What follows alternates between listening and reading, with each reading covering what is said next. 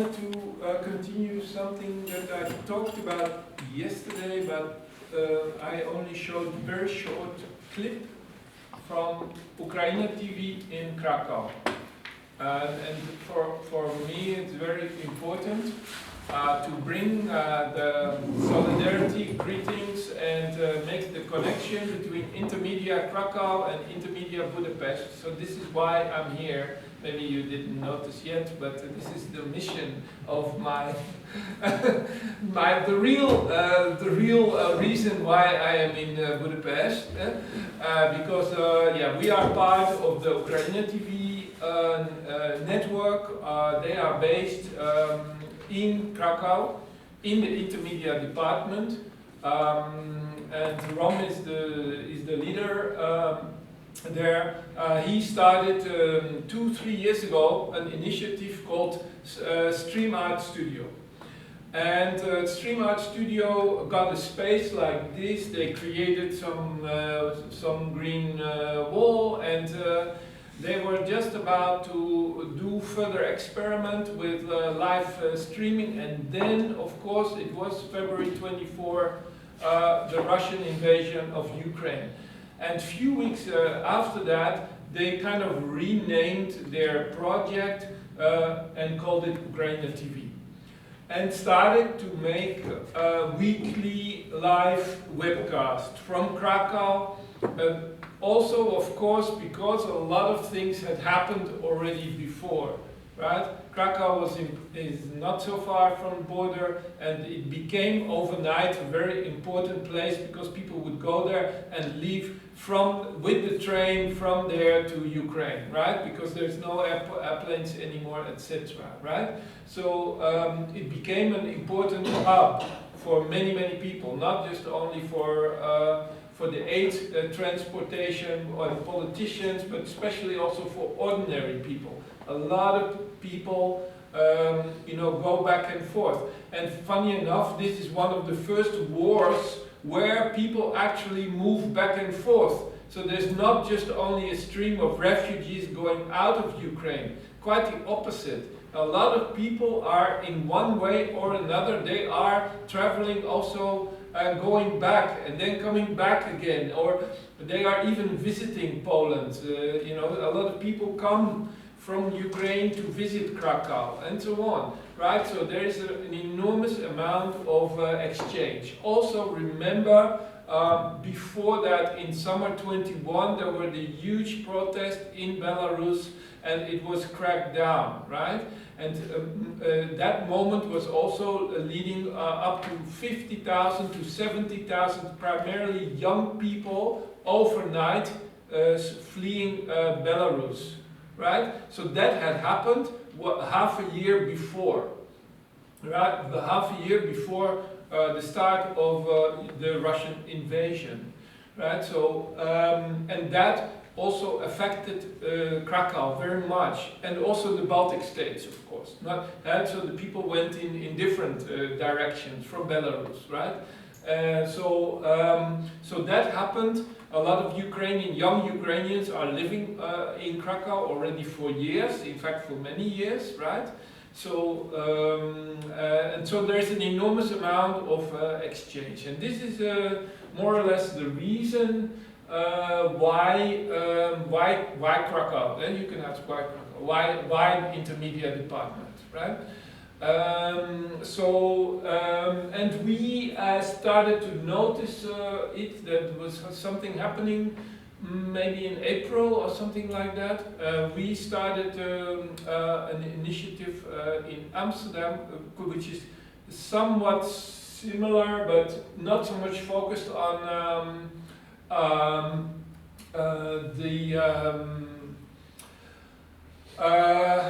the war, but we called it a tactical media room, and we were starting to maybe also more, and we, by the way, of course, in the last months we have extended it. This was kind of inevitable to also include a lot of initiatives in Israel and Palestine.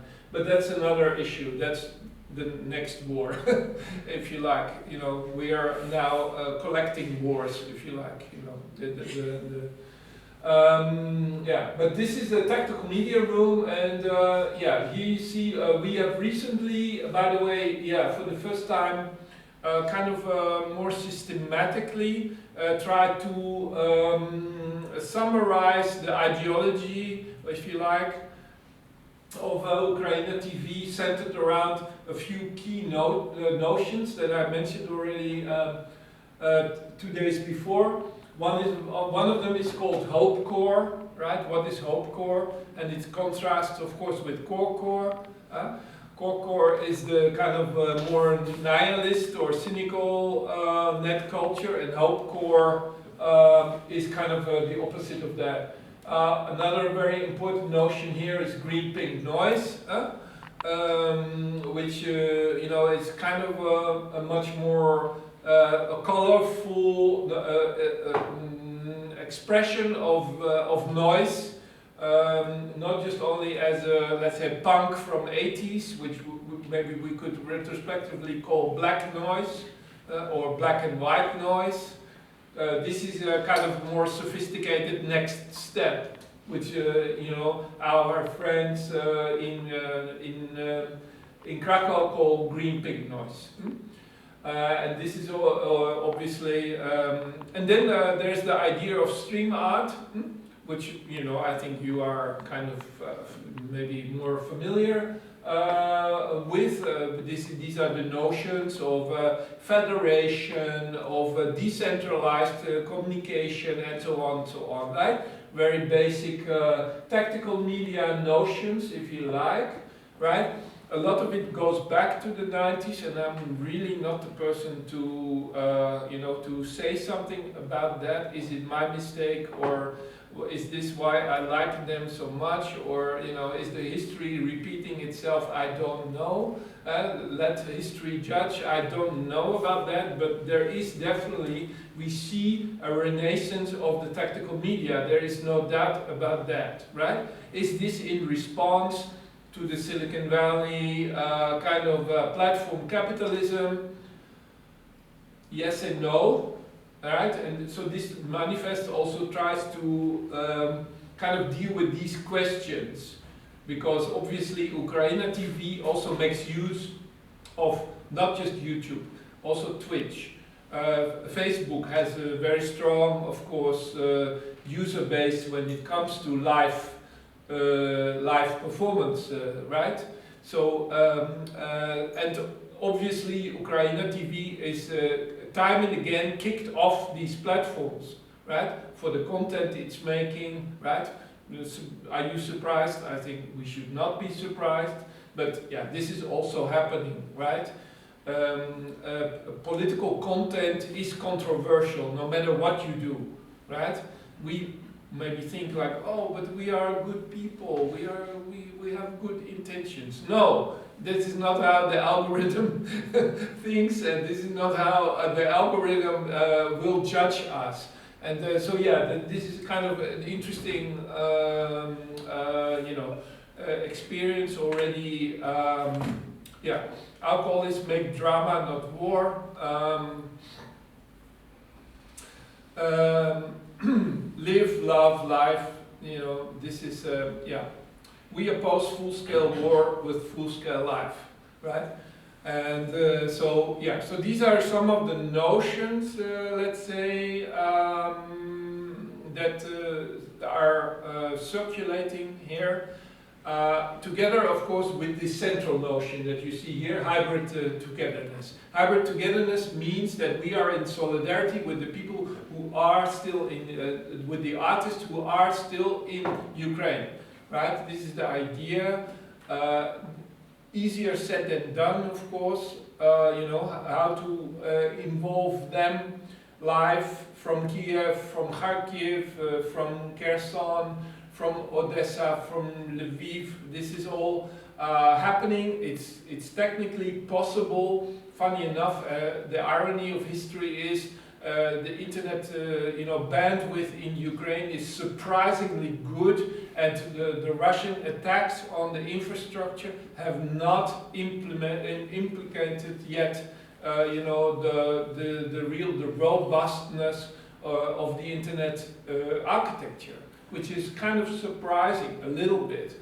And where you can also see that the other infrastructure, for instance, electricity, is much more vulnerable in a way, right? And the Russians have much more focused on targeting the electricity infrastructure, which is much more easy than wiping out the telecom infrastructure, which, by the way, is also on their agenda, right? And but so it's also on our agenda. And one of the groups that we are working with are European internet engineers and technicians who created a very strong European network, who go all the time to the Ukraine to repair vital cables that have been attacked by rockets, right? And this is happening on a daily basis. However, there are also flexible teams always on the ground there to repair the damaged cables, right? And then there's, of course, as we all know, there's Elon Musk's Starlink thing. It's quite controversial, not always working for some somewhere, not for others. So yeah, like with everything related to Elon Musk, it's a complicated thing. Maybe sometimes good, sometimes very strange agenda, right?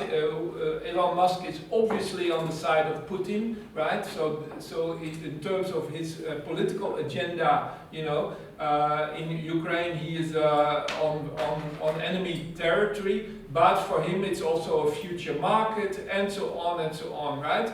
So there's always quite complicated politics with this guy. But not everybody, also especially in this room, we don't have satellites ourselves, right? I don't know if any of you have owned satellites. I don't think so, right? We don't own these types of satellites, so it is quite, it can be very important in a very crucial moment in time in a war situation. The communication infrastructure is the most important one. Of course, you could say, okay, it does not exist without electricity. Yeah, so they are interlinked. Without electricity, no communication, and that's what we see in Gaza happening at the moment as well, right? They are interlinked, but yeah, they are also somewhat separate. And so they're not comparable in 100%. Let's say. Okay. What I wanted to do is, okay. So this is the lecture that I wanted to give here. So I'm gonna skip this. This is the live casting from during the Unsound Festival 3 weeks ago, live from the studio. There's a very strong kind of feminist group inside Ukraine TV. So there's many women. Not so surprising, of course. Just think about it. Where are the men, right? It is like that. Where are the young men? Yeah, they're of course in the military at the front, and they are. There's not so many, males young males. Let's say in Poland, Germany, the Netherlands, etc. Right? This is quite understandable. It's even illegal. So there is an issue. So there are a lot of female artists, obviously. Right, because they have the more freedom to move around. Not so much the case, by the way, with Belarus. There it's another situation. So there, in the situation with the refugees from Belarus, we see there that the male and female are practically the same. Very interesting now that I think about it, because there's so much happening in this studio, every week. Okay, I just want to tell one story. This happened 2.5 months ago. 2.5 months ago, there was a guy, and he walked from Belarus through the forests. Because this is just happening, right? There's not so much of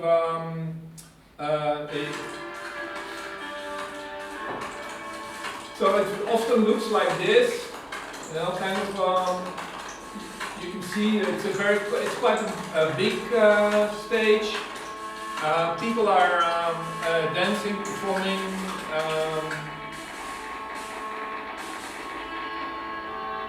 Then there's a Ukrainian guy from the army, and he just spent 7 months on the.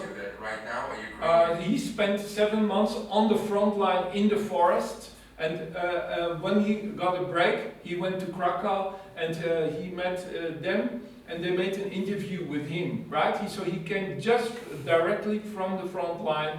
And he has a very strong connection to the arts, which, you know, obviously not all soldiers have. But yeah, so this is kind of, there's a lot of these kind of characters as well, of course.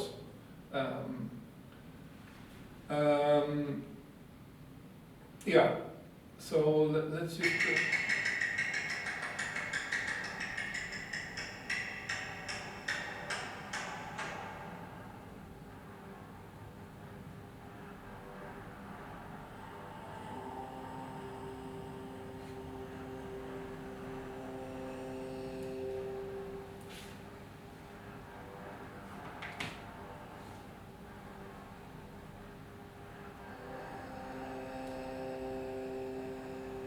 Yeah, I'm just browsing through it quickly.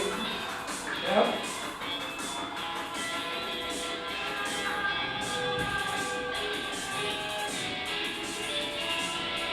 This is a bit more on the performative side. Mm-hmm.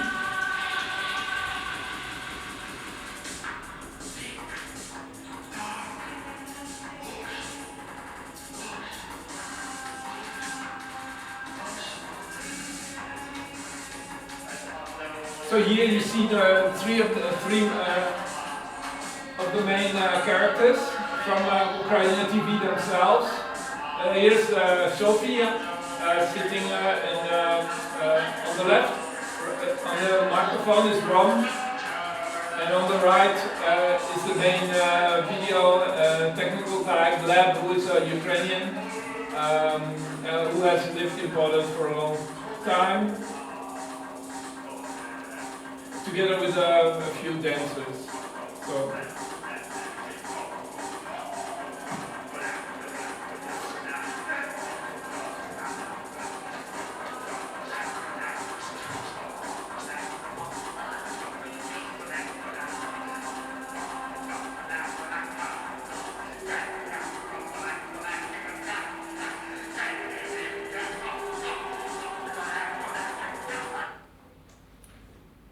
Then we also discussed the three of us with unification of our activities. Tanya, first, yeah. Okay. So this is Tanya, Konrad, and me discussing the philosophy of Ukraine TV. It all came out of the void. As I said, yesterday we talked about like this history of Ukraine TV together and Dada, which is an antiquity. Yeah, so this is a comparison between Dada tactics and Ukraine TV, its connections and what it means 100 years later to work in that tradition. Hmm? Yeah, it's like looking at the pyramids, speaking about Dada, and at the time here. Yesterday what happened that it was a pink-green manifesto that you've published online. I don't know, guys, if you have seen this text, which has been published on Network Culture Institute website, I think. And it will be on Ukraine TV. 7 points, I believe, is 11 points manifesto, 11 theses of the manifesto, and it's pink-green. Pink-green, which which is quite like make noise, make life is stronger than death. But around there is a void. And I think there is a big contrast. There is a strong contrast between the mood that is inside this text and inside this studio that was at the beginning of this evening and what we have right now. It's getting darker and darker. And there are some really strong dark undertones that you can feel with this project and these performances that actually show the reverse side of it. And I think that also without these undertones it would not hold together at all. So in terms of Dada, I don't know. I think that so much time passed since this movement happened that we can right now connect the First World War and what happened in Zurich with Cabaret Voltaire, etc. But we have not been taught Dada as a war period really movement. We have, at least I think so, that we never filtered Dada and the nihilism of Dada that strong as we can see it here with this what you do here. So these are dark undertones, and I think that here pink and green, they also match with, I'd say, black and some maybe gold. No, grey. I'd say maybe gold glitter. It's like a fairy tale of a vampire, a bit.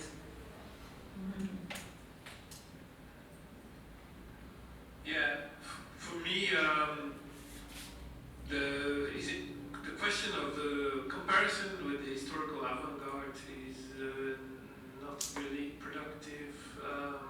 Ever since postmodernism, the whole idea of avant-garde was thoroughly destroyed, and I think it's very difficult at the moment to reconstruct or even want to reconstruct this idea. However, there are obvious avant-garde practices, but we also know that we are playing here with consumer electronics, we are playing here with consumer bandwidth and software, and so there's nothing military in the military sense avant-garde about the technology. We are in a way it's already bordering kind of to a trash technology, like in the 80s, let's say, with the post-industrial. Yeah, so this is an important question, and maybe also an important statement that maybe from the perspective of Friedrich Kittler and so many others, we should not naively believe that we are somehow avant-garde in a technological sense, right? We are no longer about that. This is not possible. Quite the opposite. After 30 years of internet, we are a bit more even on the trash side of it, and not so much more on the laboratory or on the avant-garde side, right? We have to be quite aware of that. Where is streaming, web streaming today? Web streaming is sometimes just used, by people that, for instance, commit an attack or something like that. It's quite well known for that, especially in the United States, right? People who want to stage a mass murder or suicide or whatever, right? So a lot of the kind of authorities are always very, very kind of fearful for the webcasting because the webcasting cannot really be censored, in real time. So, you know, it's kind of, yeah, so this is kind of a problem that is still there, and particularly Facebook or Meta as a company is really struggling, and they've already now for many years, they have all sorts of policies, and in China, of course, there is another way of to approach it, and this is the technique that has been used widely throughout Asia, and that is the one of the technological delay, right? Where anything that is live has to go through a lot of filters in such a way that that if people want to censor it or want to interfere with it, they can do that, and they kind of take away from us the liveness approach, which is you know, quite interesting. And Ukraine TV you know, has already in its 1.5 years existence has quite some experience with that. In particularly numerous bans on Twitch. Which is interesting. I didn't expect that. But yeah, you are kicked off Twitch very quickly. I don't know who's broadcasting here on Twitch or has any experience.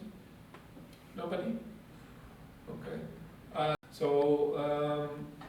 Anyway, it's good to also, you know, sometimes be on the other side and just be a producer. So okay, there's this.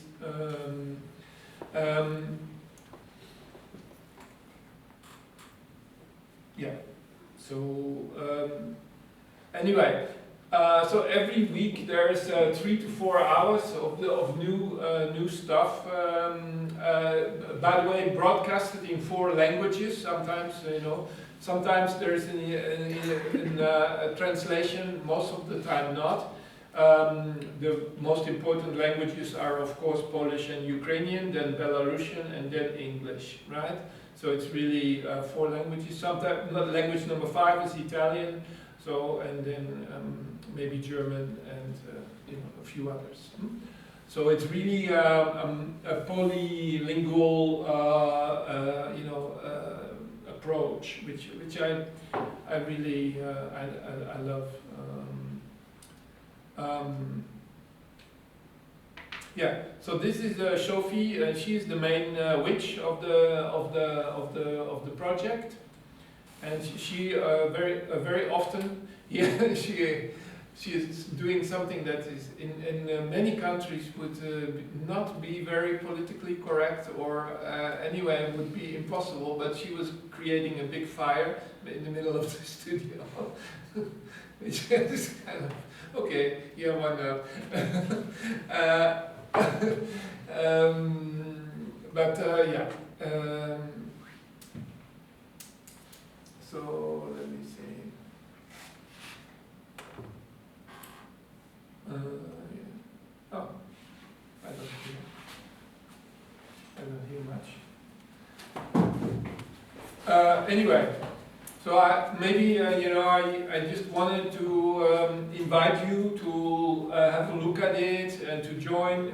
We will be in contact. Maybe you want to visit Krakow. Maybe you want to visit Krakow with us together. Maybe soon members of Ukraine TV will come to Budapest.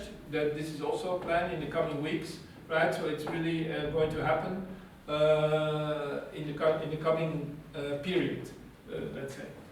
And then we will have to maybe discuss and see, you know, what you like to do, how you want to, and if you want to be involved in this, and you know, if you like it. But first of all, of course, it's important that you just have a look and see if you can relate to it in the first place. So. Anyone would like to say something about this, or have any associations or some ideas, or you want to say something about this and this possible exchange that may happen? Just that in the coming weeks we will check out the possibilities. How could we Yeah. support, and how could we develop some programs, some content, and since if I'm right and you are right, this is produced by the Intermédia department, Yeah. which That's correct. which is known by us. Mhm. Actually, I miss Alan Ziegel because he promised to come and he wanted to see you. Mhm. And He was there earlier. Yeah, that's He why- was there at the lecture in the Andrashoot with the Erasmus. You met Yeah, him. in the Andrashoot with the Erasmus students. So we will participate. So it's Yeah. the exact details I have no idea, but we will work on it, and maybe we do some pre-recorded material, or we change, or we producing something together. It's still open, but something will happen. Yeah. Sorry, just Yeah. No, go ahead. another Yeah. thing came to my mind that there's a I don't know if you're familiar with this festival in Vienna called Megaberries. They are mostly university students, and Yeah. I think it happens once a year, and it's aesthetically similar, but I think maybe less political. But they also use a green dome, and they stream in 360 live with performance. I don't know. It just came to my mind that maybe it could be a possible collaboration. Yeah. And this was discussed also with the people in Kiev and in Krakow, and so the main interest at the moment to extend the network goes in the direction both of Vienna and Budapest. So these are the places in the next coming weeks where the exchange will happen. So yes, but yeah, we're here right now in Budapest. So yeah. All right.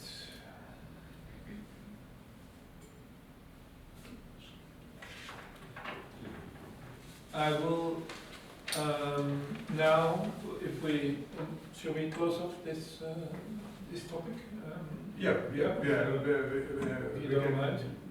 Yeah, go further. Yeah. Okay. And then I will go to a new text that I want to present to you here, which deals with the question of the role of dreams in the digital age. So this is maybe also a little bit, no, it's not a utopian project, but you know, at least I want to present this to you here, and it's very much an open question.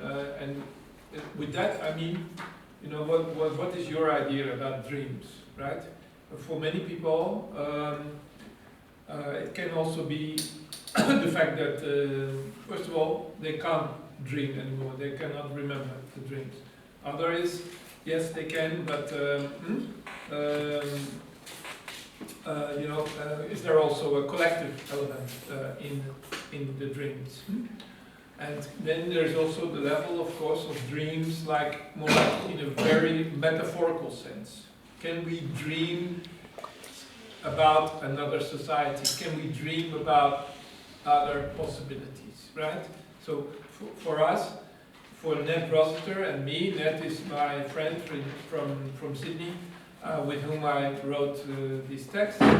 We are working on it, so it's not published yet, and we don't really know where exactly it is going. But at least it's already quite far in such a way that you know, I want to present it here. So at least one part of it.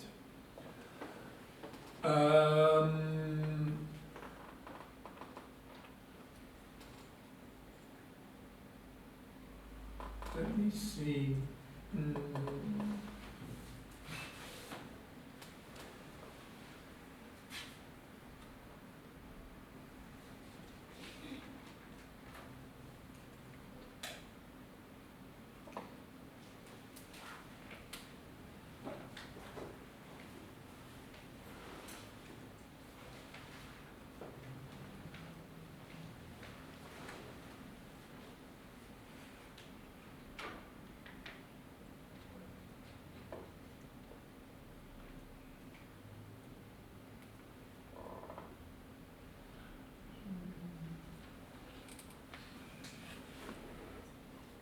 I have not given them the proper names, so you're really puzzled by my own.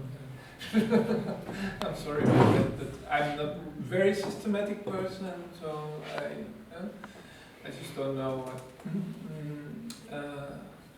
But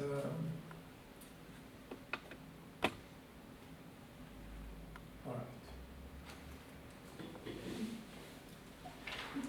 Dreamful computing by Geert Lovink and Ned Rossiter. Let's start with the end. The final word of the French philosopher Bernard Stiegler. He wrote in his Age of Disruption book, published in 2019. And there he says, in order to do politics today, we must dream. And we took this challenge as a kind of a starting point. So in order to do politics today, we must dream. We cast techniques of dreaming in relation to the media question that underscores culture of computational capitalism. Social media users, particularly the younger ones, increasingly struggle to dream. They actually do not dream or simply cannot remember.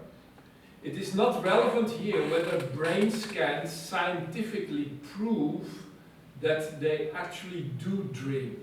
Right? So that's not the issue. The resting brain can no longer make sense of the overload of images, likes and updates, numbing the early 20th century realm of repressed desires. And so in the past, in the Freudian age, dreams would report about some repressed desires. Remember? Yeah. But this realm of your mother or some kind of other motives that we can read about in Freud's famous book that came out in 1900 called The Interpretation of Dreams, and there you see all the archetypes, right? Yeah. This realm, in our understanding, has been overruled.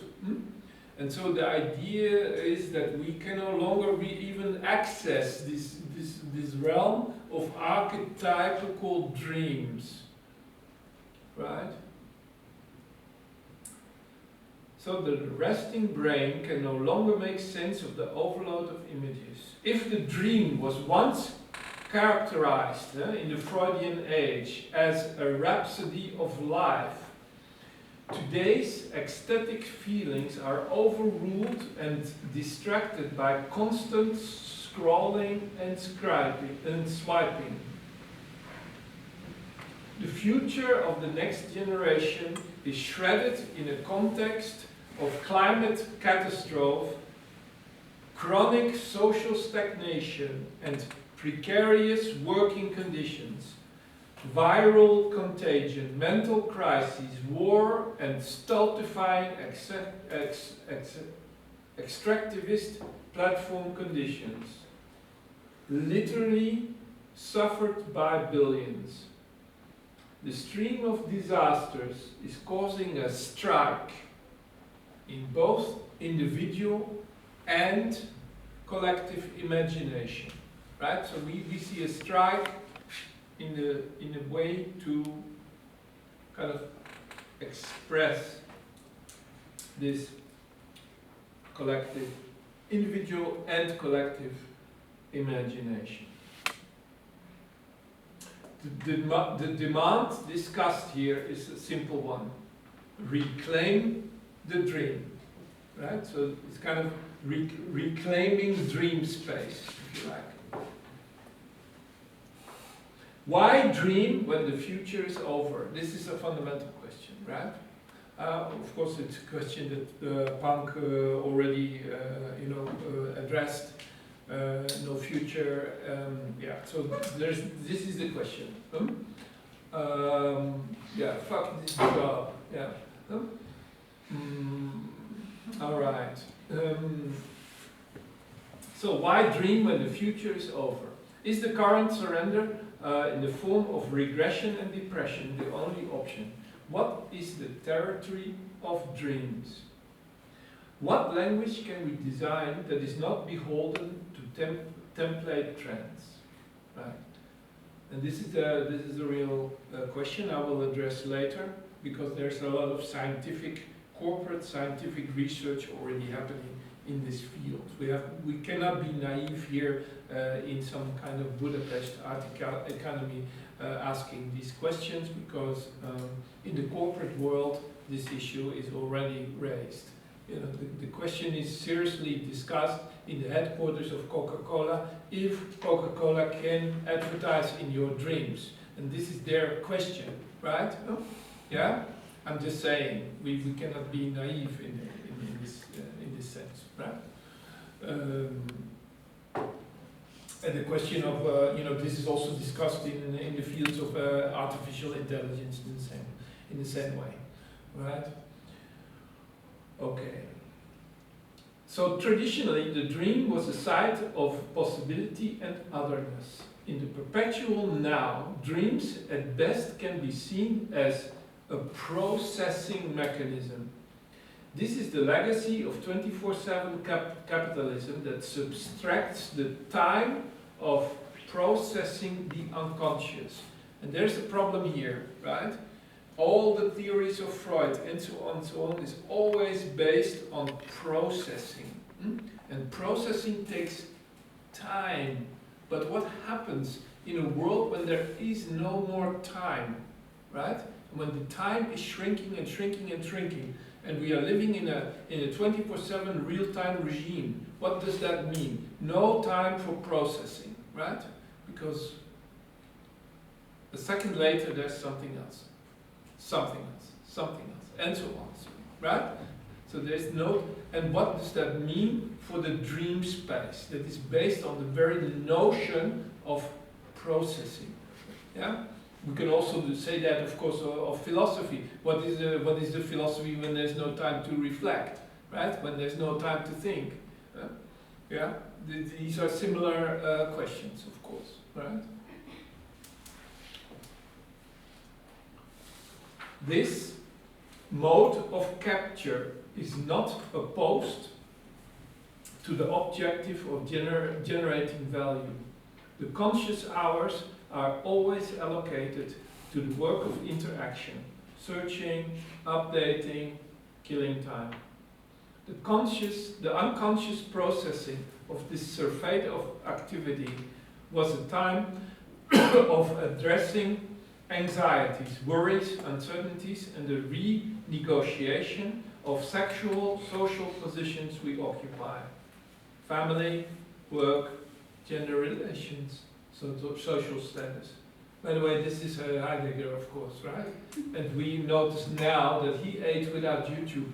This is really quite remarkable, right? Why did Heidegger, why didn't he eat with YouTube? This is really, this is a question we need to ask. Yeah, maybe he ate with a book. Yeah, that's a good one. Yeah, so we need to further investigate that, right? Yeah, exactly. So, okay. From today's dramatic perspective, it makes little difference to distinguish between the night and daydream, as both are vanishing and beyond the reach of the compressed, collapsing everyday. So daydreaming and night, officially, of course, daydreaming is more like utopian, and then the night dreaming is more like, dealing with the repressed nature, right? This is the classic distinction. But yeah, is that really still relevant for today? This is, again, we are asking these questions. Yeah. Here's the father of all memes, right? The Techno-Viking, still playing a role. I often give lectures about Techno-Viking because, so I'm very happy to see that he's still operational in the meme space. Okay, how can we remember that which has been severed from memory? That which resides in the realm of the unconscious. can it ever be retrieved? Past differences between vitalist, karyotic daydreams and dark tunnel dreams and nightmares packed with repressed sexuality and traumas, obsessed with death and melancholy, are quickly becoming a luxury 20th century distinction. The ideal of the resting brain that processes daytime experiences and creates flashes of creativity is no longer within reach, overruled by the 24/7 barrage of messages and images. We are submerged within an endless pool of noise. We need to stop, but we don't know how. I can't dream has become the unconscious cultural equivalent of the Black Lives Matter outcry. I can't breathe, right? So the central notion of this essay is this idea, I can't dream, right? And we see this also coming back, by the way, in numerous instances in the Ukraine TV, examples and performances, etc. So this is really not expressed in this similar way, but in the similar, let's say, mood or expression. In the outgoing social media age, dreams were considered boring, mainstream, private, noise. The dream is the message, not its content. These days, dreams are becoming a territory that needs to be reclaimed. We want to remember, but we don't know how. How to bring on the karyotic moments of creativity if taking a shower or going out for a walk merely confronts you with the surrounding boredom and loneliness. So people go out, but even when they go out for a walk, they still look on their phones. So this is a structural problem we're facing. The loss of personal imagination is real, and social technologies only seem to offer collective distributed surrogates experienced in network group chats, collective kairos. Only music experienced through headphones offer an alternative space to escape, right? And you need to watch the young people, especially when they go into the public space. The public space is harmful for them, and they are protecting themselves with headphones, right? And so we are creating a kind of musical spheric armor, if you like, an acoustic music armor to protect ourselves against the world when we go into the public space, right? So this is also something that needs to be theorized, which of course started with the famous essay by Shohei Hosokawa back in 1984, when he wrote the famous essay, The Walkman Effect, right? He was the first Japanese theorist to really look at the people who walk with headphones on, with the Walkman. At the time, of course, it was a cassette, right? But after that, this of course further developed. So that's a useful reference we can make. The proposition of dreamful computing that we are making here responds to the prevailing conditions of the contemporary ripped from its past. How to recuperate the techniques of dreaming? Should we regain the spiritual techniques in our dreams? Or on our hands and fingers, rapidly touching the screens? How are membranes between individual and collective acts acts of dreaming constructed? And how shall we design this feedback loop between dream and machine? Right? So this is a design question, first and foremost, or if you like, an interface, a design question. Right? What happens next once users become aware how dreams are a partial object and a component of today's computing processes, right?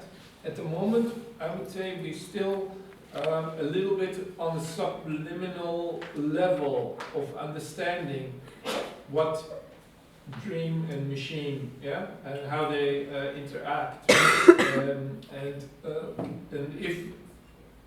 and if they can untangle in the first place, right? Can they be untangled? Well, or should they be untangled? Is also a question, of course. So, do we even want to wake up inside our dream in the first place? Is this anyway? Is this our Kulturideal, or do we rather like to reinvent the power of collective imagination? You know, so where we go away from the individual dream and the individual processing, and maybe emphasize collective practices in that direction. The idea that dreams are illogical electric noise is not, by definition, the case. One can have perfectly coherent stories. These were all parts of the cultural techniques developed and explored in the 1960s and 70s, right? And so this was a very powerful period of hippie knowledge of the role of drugs and dreams, right? And then the cultural expression of those in visual arts, in film, in literature, and so on, right? So, so this is kind of the legacy, right? The fact that the drugs you took were, so to say, gave you access to that collective dreaming, right? And that's very interesting. And the neoliberal age, of course, wanted to get rid of the access to the collective dreaming. This is very obvious, because it wanted to see you as a unique, isolated individual, as a consumer. Okay. So these are important notions that we kind of need to ask ourselves before we get into the 21st century. So powerful and subversive for the powers to be that neoliberal authorities needed to shut it down. Anything that trafficked below the surface of the normal had to be retrieved and repackaged first as a commodity form, and then as a promotional form, as Mark Fisher in his work describes us, right? He's very, very important here, because he describes this process, this shutting down in the neoliberal age of the collective imagination. Only now there is an end to this exile, and we wake up in a world of the dream as a pharma-technological condition. This is the work of Bernard-Stiegler, in which he describes the pharma-technological condition, right? Always as a dual process of being poison and medicine at the same time, right? Always poison, always medicine. Do data centers join us when we sleep at night? So this is an important question, and there are a lot of researchers today are busy with that. So with this kind of imaginary, the DALI imaginary of the AI, etc. And we know all these images already very well. Dreamful computing is a social technique that works against the stack of crises at the current conjuncture. Dreams, of course, can also, and we should not forget that, turn into nightmares, right? In our view, the dream, or the nightmare, so to say, is part of the dream genre, right? It's not like, oh, dream against nightmare. No, it's not like that, right? So, for now, we wish to run with the idea of dreaming computationally otherwise, as we can no longer distinguish between the overnight reproduction of individual experience and the busy social channels that we're participating in during the day. We need to investigate how this plays out at the level of the absence of dreams. Can we devise new blueprints of how a machine works, how it produces and expresses economy and society, labor and life? Can we design computational systems that are non-exploratory, that are not predicated on operational logics of extraction, and that do not consign the generations to drift of collective stupor, anxiety and depression?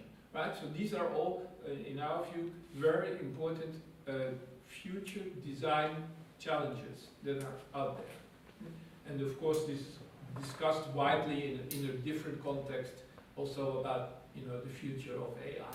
This is very obvious. So we're making a reference to that. There is a techno-determinism that lurks within some of these questions. We do not shy away from acknowledging that there is a techno-determinism that lurks within some of these questions. We do not shy away from acknowledging that this is the age of cosmotechnics, right? Cosmotechnics is the central concept of Yukui.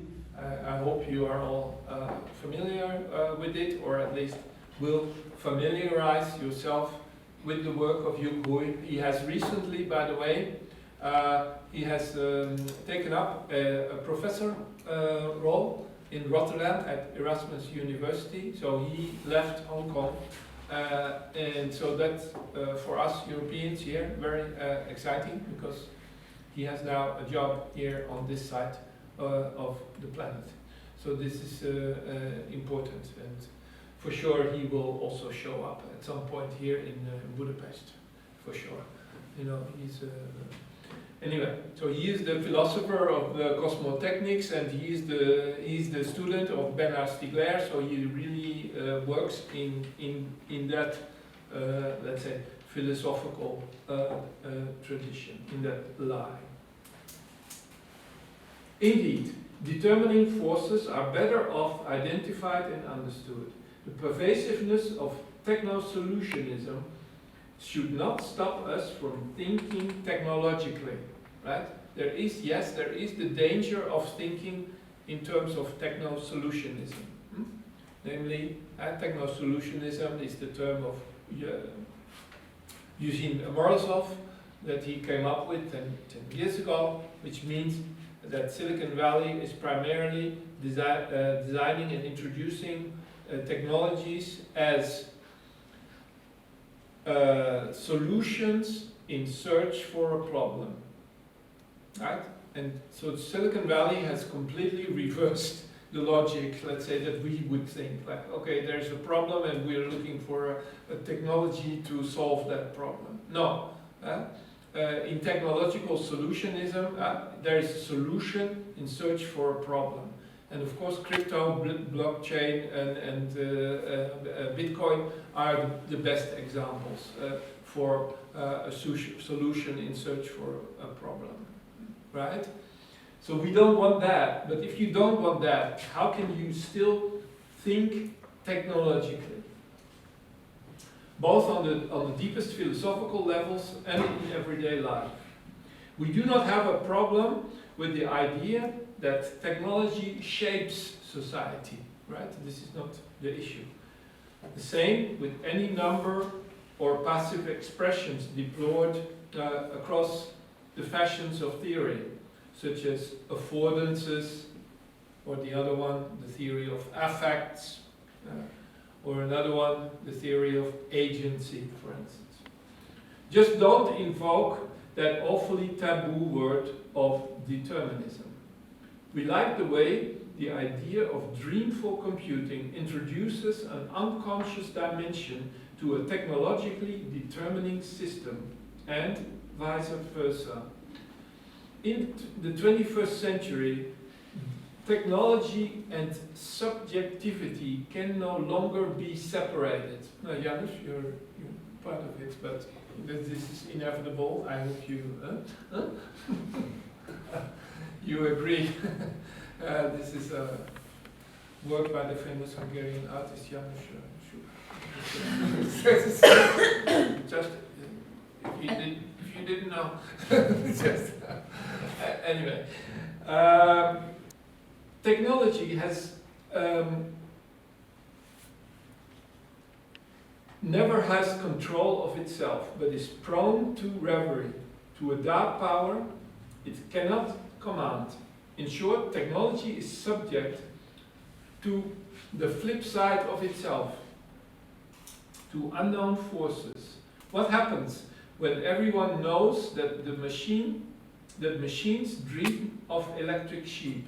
And this is kind of a problem, because we cannot just naively introduce the technology and then think, oh, it will do, it's a subliminal effect and the world population has no idea, right? No, it doesn't work like that. This is like a weapons race.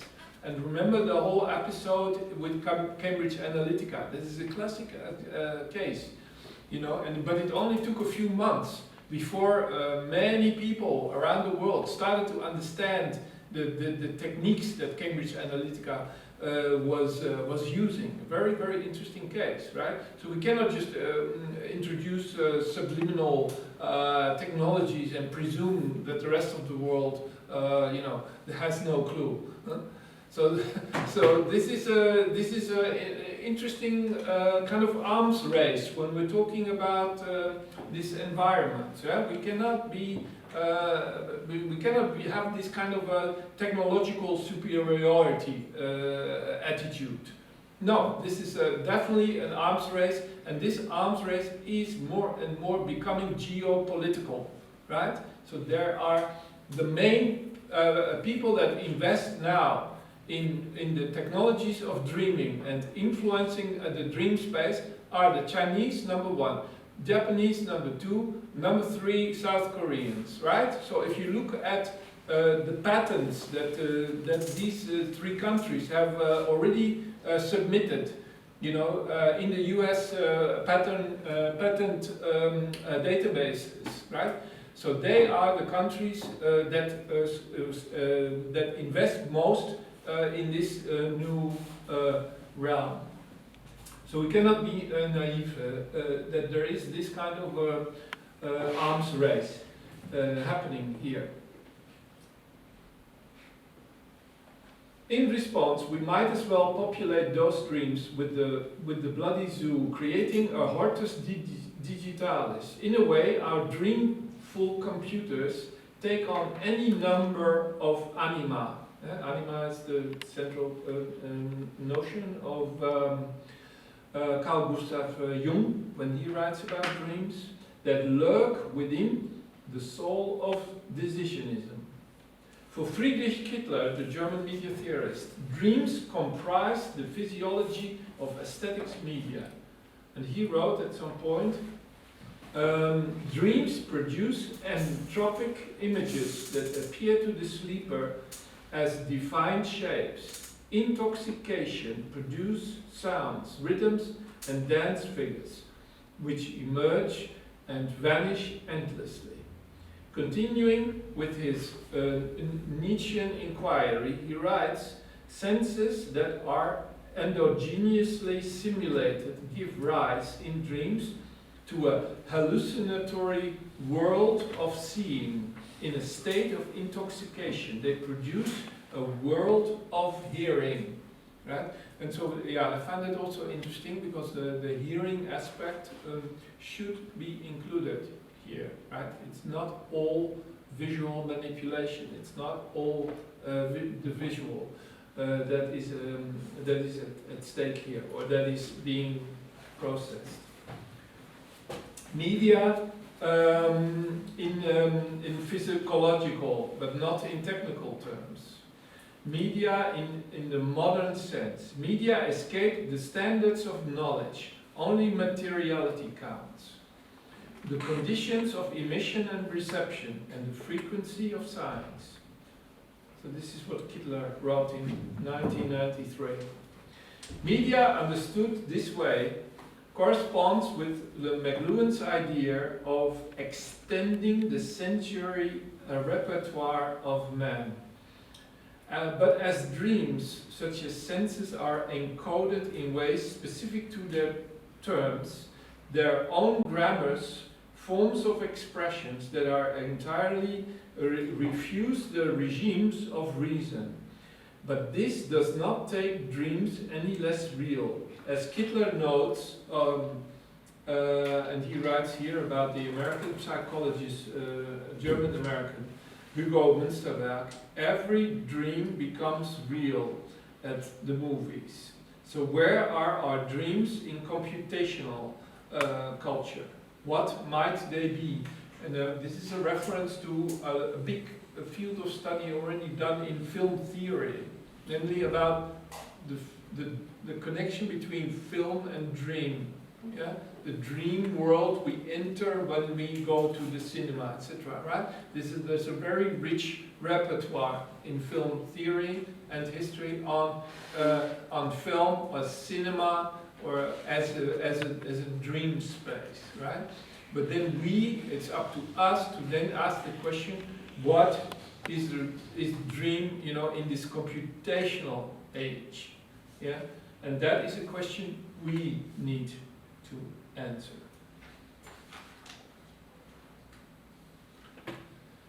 In this past century, dream and reality used to be mixed up and reversed. But is this still a productive motive?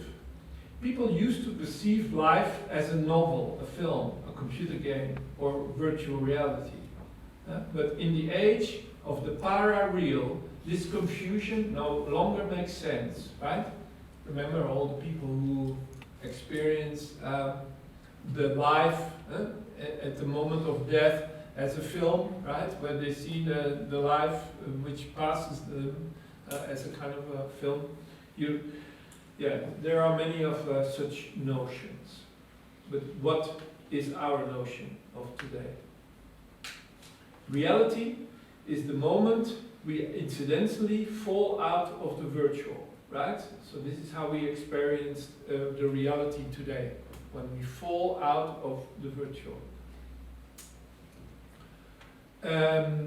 Tanko mentions a story about a method of changing consciousness discovered by a man who was given the title Awakened One, the one who woke up, and therefore suggesting that the very title that ordinary people in everyday life are asleep, right? So the awakened one, so normal people are in a state of sleep. And then there are some who are awakened. So this is an important maybe a connection to what we are trying to map out here. Did you also feel like being part of a lonely crowd of sleepwalking zombies, getting out of cramped metro carriages with thousands at a time, jammed at crossings, rushing to school and to the office? Welcome to global Tokyo.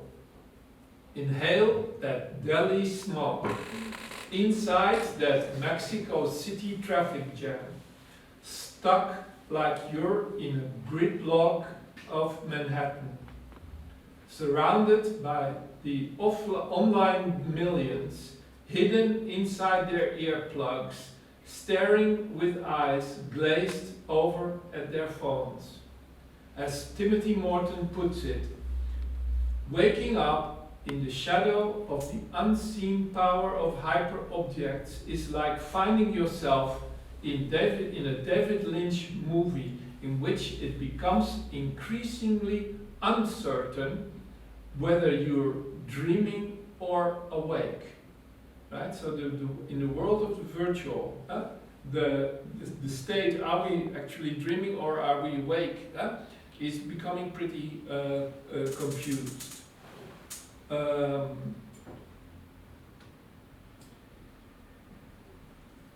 If dreams were once considered a stage of our unconscious, for our dirty secrets and perverse desires, how might social media be considered as a theater from the other side? Let's also remember that dreams are the space where anxieties are unleashed and rehearse their own dream play. Even if they are not resolved, dreams provide a vehicle of expression for our worries. In this way, Dreamful media offer a much needed reprieve for youth doubled down with dread and anxiety. Such pathologies can now be ditched and handed over to the dream machine. Be free of your worries. Pass them to the Dreamful media. Now, go and take back your life. Digital media consists of hardware, software and databases, quietly processing automated algorithms and machine learning in the background, ruling our lives from a distance, installing updated versions when we are asleep. Power operations have moved to the invisible, meta-sensual level of the subconscious. This is the material base for our focus on dreaming. Dreams summarize and process this material given, trying to craft fragmented narratives for our unconscious state of metaphorical distraction, spawned by our busy and dispersed technosocial everyday life.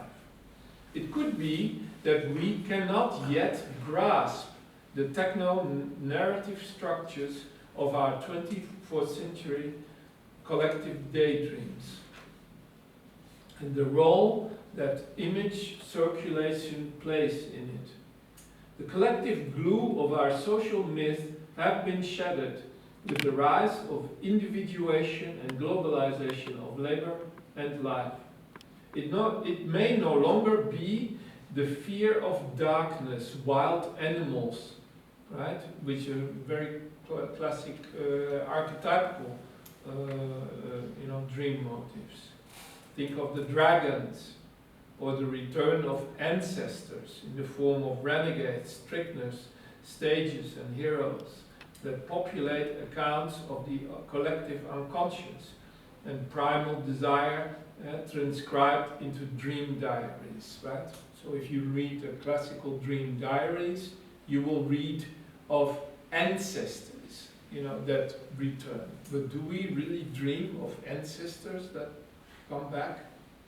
I don't know about you. I don't want to say, but I don't think so. I don't think we necessarily, that we feel that our dreams are occupied by our grandfathers or grandmothers. I don't think so, right? So there's something else happening, and so there is that shift. Yeah. So what is technological dreaming today? Skip technologies like those depicted in the film Inception. Maybe you remember Inception? Yeah? In which dreams are inserted into people's dreams. Or Pink Floyd's riff, "Welcome my son, welcome to the machine. What did you dream? It's all right. We told you what to dream," right? You remember all that, yeah? This is the old maybe way of looking at it. What role does repressed sexuality in honestly plays in the dream world of our lives? if any? Is the dream summarizing maybe the video games that we played during the day? What are today's archetypes? Indeed, do we still have archetypes? Right? These are all research questions that we find really important, but we don't have an answer to it yet at all. Are we able to produce genuinely new archetypes? Or is that impossible? Will we always dream that we are afraid, let's say, of lions and tigers that, you know, that hunt us, or the wolf for that matter, right? Is that an archetype, or is this maybe an archetype? Pokemon. I mean, this is, we dream maybe more of Pokemon. No? Is this because this is an archetypical figure, right? No doubt. In direct dialogue with Vincent van Gogh, we see him here. In yeah. So this is where the dreaming media come in. Not as some silly savior riding along with a white horse named Silver, but rather as an antidote to the dog shit techno versions pumped out by Silicon Valley, pieced together in Chinese labor farms, packed up by a destroyed worker humbling packages around the maze of Amazon warehouses, right? Because the merchandise is part of all this. As we saw, by the way, in the pink video, right, of Nurem, where the media meme space and the pink merchandising space have completely merged. Right? So we need to connect those Amazon warehouses with the collective dreaming made in California. So Dreamful media put an end to the trajectory that only goes in one direction: human suffering and annihilation on a planetary scale.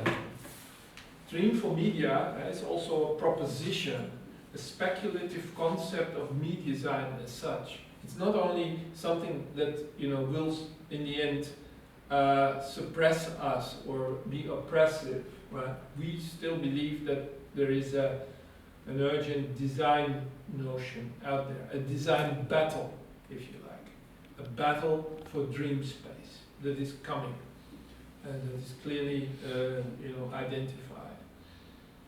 And in that sense, more like you know, an unknown theory object, or UTO, you know, an unidentified theory object.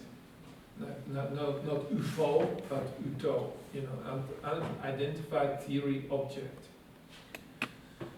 They do not exist yet, or never will, right? This is then the question of the outcome of this design battle. Can the dream itself become too chaotic due to unprocessed information and thus fail to process and summarize the trauma of everyday life? So we keep coming back to this question, right? Is the overproduction, in fact, how will it make dream impossible, or is it only affecting or steering the dream space, right? The open question. We have to investigate this. And this is kind of a social media 2.0 question. Right? Cosmos. Right. It's a kind of new cosmology, but then, okay. So panpsychism maintains that we have distributed consciousness, right? That our consciousness of us subjects are interconnected, but we just don't understand how it is connected. Right. Yeah. Silly us. So does that also mean that we have a distributed unconsciousness? This is then the question. That's, and correspondingly, distributed dreams. how are dreams communicated through and across distributed entities? So there's an element there of the you know, question of distribution. Supercomputing and high-performance computing are narcissistic machines. They are computational technologies designed to solve computational problems, not problems that tarry without nightmares, problems of the non-computational kind that at once precede and condition the possibility of super and high-performance computing. So dreamful computing, as proposed here, requires a subversive and paradigmatic change, as it is antithetical to calculation and control, right? If the computer, right, in the cybernetic tradition, understood as a machine of feedback loop of control, right? And you find this in all the early literature of John von Neumann, Norbert Wiener, and all the others, right? The computer is a machine for communication and control.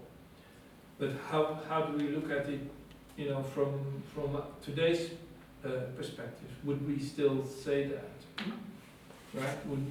Would we only emphasize that control aspect? And if we do, what does that mean? Does that also mean dream control, for instance? Yeah, is there something like that? If there is manipulation of dreams, is there also something like control, which is, you know, these are the more advanced questions. There's no time to dream anymore. This is an issue. Let's look at Mark Fisher's lecture, All That Is Temporary. What is left in this neoliberal age of digital nervosity is anxiety dreams, living in compressed times, a promotional form of exploration, promotional remuneration, nationalized through social media, reputation capital, smartphones, and forms of super exploitation, right? I'm all now referring here to all the concepts that Mark Fisher already, theorized and really explicitly goes into this lecture, which you can find on YouTube, by the way. So Mark Fisher connects the time of lucidity and a different kind of dream world as coincident with countercultural psychedelic time in the 1960s and 70s. Back then, time was still dialectical and slower, and maybe more diluted or stretched. Like, you know, in the hippie imaginary, time could be stretched, right? This way, maybe even this way, right? So it could be stretched. Yeah? And that's a very powerful, let's say, motive of taking back the control of time. So back then, the time was still dialectical and slower. The constant anxiety dream was dominated by urgency and obligation. Read this alongside and against Joanne Didion, who is skeptical of any romanticization of the psychedelic era. The anxiety dream is remarkably in panic about an acid horizon that opens up the world instead of collapsing into the object of loss. Right? So this is an important question of the anxiety dream, because most young people, research shows, are in a loop of anxiety dreams, right? And so this is an interesting moment, let's say, to theorize on on this other notion which kind of stretches out, right? In the anxiety dream kind of goes like this, right? It kind of very rapidly repeats itself, right? It cannot escape, right? It cannot open up this other space here, this one, right? That's what I'm talking about, basically. Sequencing prevails in the anxiety dream, singular points of panic, each of which is substitutable. The actual object is irrelevant other than its function to precipitate anxiety and panic. Life unfolded as a series of embedded urgencies. So this is kind of how we could describe today's dream state, if you like. The time of perpetual busyness is imposed upon us without any meaningfully function or purpose beyond generating value for machining capital. The soul has no place in such a world.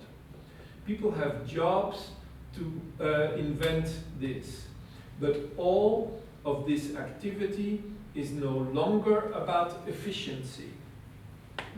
It is not an economic strategy, but a political goal to subordinate workers and eliminate other uses of time. The engine of the right. Organize a loading around people who are not working. A possibility of life beyond this angst-ridden anxiety dream drudgery. The good news is that it's all breaking down. So that's good. The center has disappeared. And Joan Didion writes, in reference to Yeats, the center does not hold. The center does not hold. And this is another motive of anxiety, right? There is no center, it's all falling apart. This in itself is creating anxiety. A middle-class life has chronologically been corroded. Across all entertainment media, you can be everything you want to be. But if you are unemployed, it's because you haven't worked hard.